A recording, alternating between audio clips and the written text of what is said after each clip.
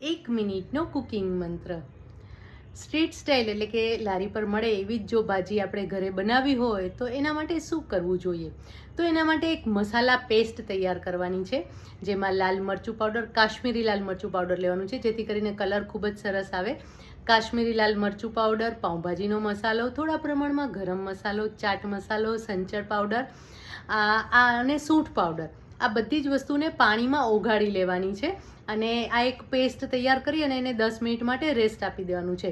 અને હવે ટમેટાની ગ્રેવી કરી લેવાની છે. ટમેટાની ગ્રેવી એટલે કે ટમેટાને ક્રશ નથી કરવાના, બારીક સુધારી લેવાના છે અથવા તો એને છીણી લેવાના છે. એટલે સૌથી પહેલાં તેલમાં આપણે ટમેટા વઘારીશું. તેલ અથવા બટરનો પણ ઉપયોગ કરી શકો છો. એને વઘારી લેવાનું છે અને ટમેટાં સંતળાઈ જાય એટલે તરત જ આ મસાલા પેસ્ટ એડ કરવાની છે. આ મસાલા પેસ્ટ એડ કરીને બધા વેજીટેબલ એડ કરવાના છે અને પછી એને કૂક કરવાનું છે. આના કારણે એનો સ્વાદ અને સુગંધ બહુ જ સરસ આવશે અને બાકીના મસાલા પણ પછી ઉમેરી શકો છો.